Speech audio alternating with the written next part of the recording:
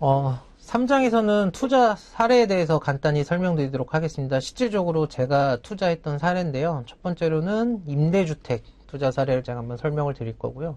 그 다음에 두 번째는 여의도에 있는 오피스, 그 다음 세 번째가 되게 오타가 났네요. 성수동 오피스에 투자한 사례를 간단하게 설명드리도록 하겠습니다.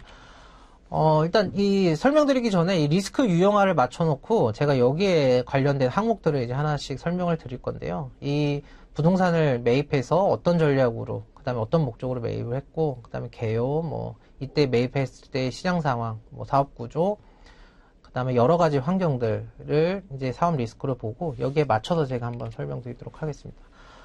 첫 번째 사례는 제가 매입했던 2013년 정도에 매입했던 임대주택인데요. 영등포 인근에 있던 임대주택이었고, 제가 이걸 매입하게 된 게 2013년 새로운 정부가 들어서면서 부동산 관련된 시장에서의 목표가 임대주택, 리츠를 만들어라 였습니다. 그래서 회사에서 제가 그 미션을 받고 이제 매입을 하게 됐고요. 제가 한 1년 정도 임대주택 할 수 있는 물건을 찾으러 돌아다니다가 영등포에 약 90세대 정도 되는 오피스텔과 도시형 생활주택이 섞인 건물을 보게 됐고, 이 시행하신 분이 이 부동산을 다 개발한 후에 분양을 하시지 않고 전체적으로 운영을 하고 계셨었습니다. 그래서 준공된 지 한 1년 정도 된 이 물건을 제가 알게 되었고요.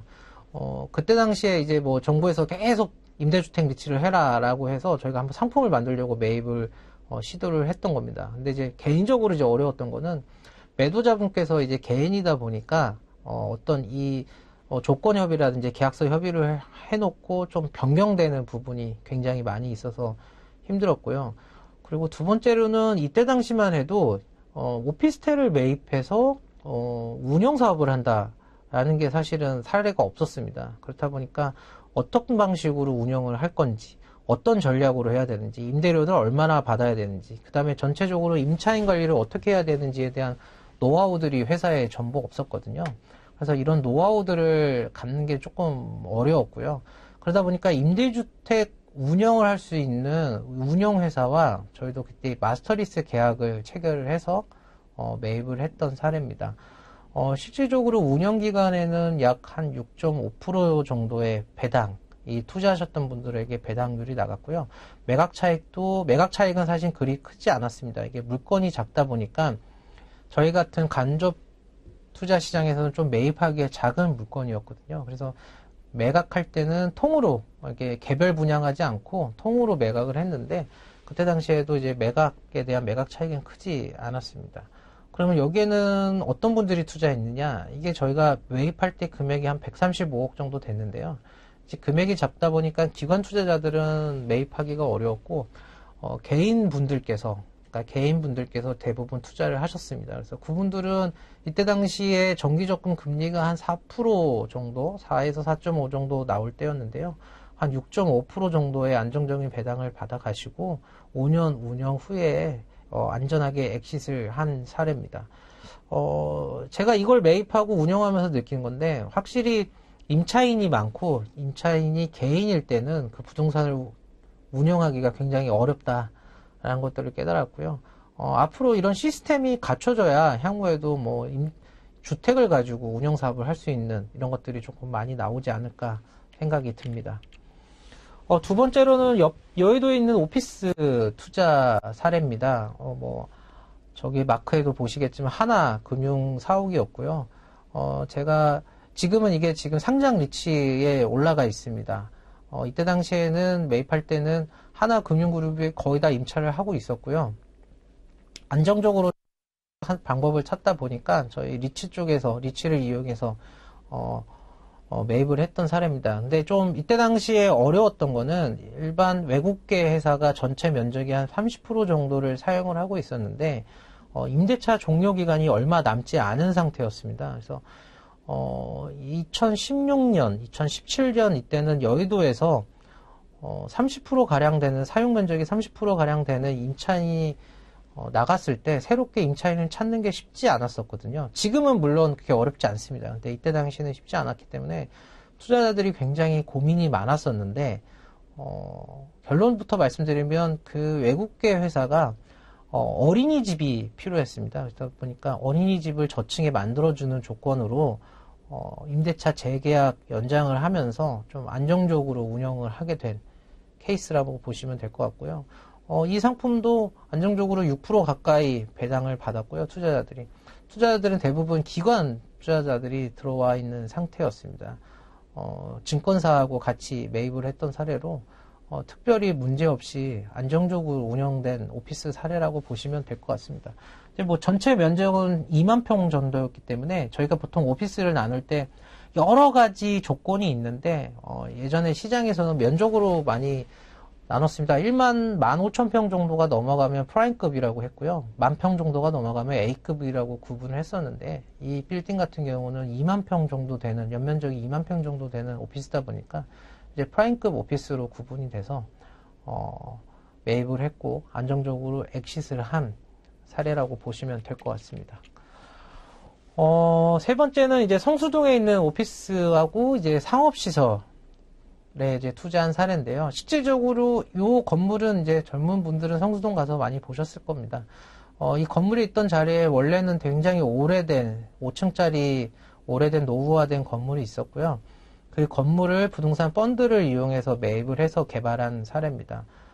개발 사업이 사실은 가장 어려운 부분 중에 하나가 명도거든요. 기존에 있던 임차인들을 어떻게 잘 명도할 것인가 라는 것이었는데 사실 이 건물에 우체국이 입점하고 있었습니다. 그래서 우체국을 어떻게 명도할 건가 라는 고민이 많이 있었는데요. 다행히도 그 우체국도 이제 임대차 종료 시점에 다른 지역과 뭐 그러니까 이제 지점이 합쳐진다라는 이유로 아마 폐점을 결정을 해서 그렇게 어렵지 않게 명도를 했었고요.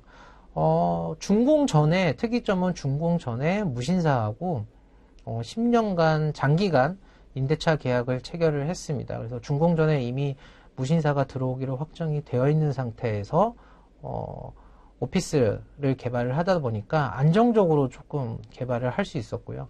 저층에는 신세계하고 관련된 리징, 뭐 이제 MD들이 좀 들어와 있습니다. 스타벅스 들어와 있고요.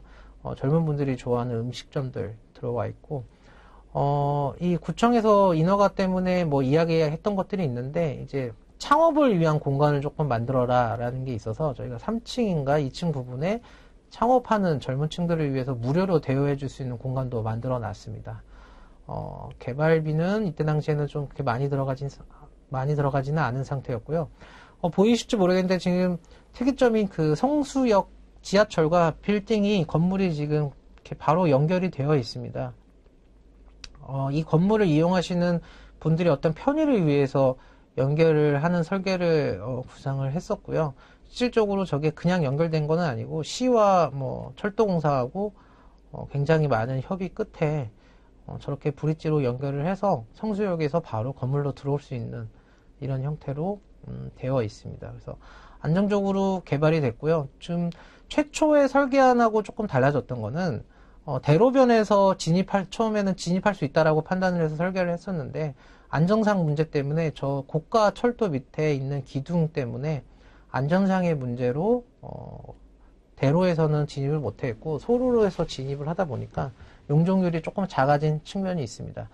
그럼에도 불구하고 현재 성수동에서 굉장히 랜드마크처럼 인식되는 건물이고요.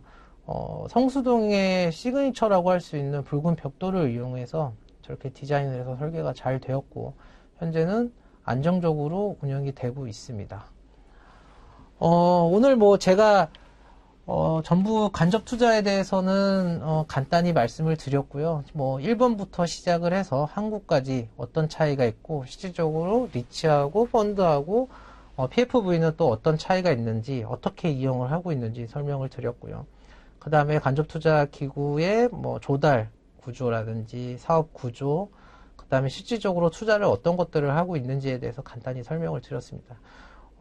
다만 좀 뭐 실질적인 실무에서 아쉬운 거는 부동산 간접 투자 기구를 현재까지도 주로 이용하는 층이 우리나라의 기관 투자자 분들이 많이 있습니다. 그러니까 개인들이 조금 더 적극적으로 이용을 하고 투자를 많이 하신다 그러면 일반적으로 좀 안정된 상품에 넣어서 투자를 하신다고 생각을 하면 일단 금융상품에 투자하신 것보다는 조금 더 높은 수익을 가져갈 수 있을 것 같고요.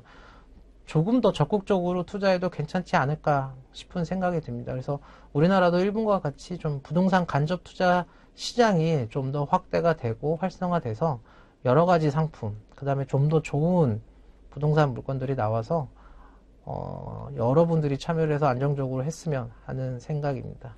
오늘 감사합니다.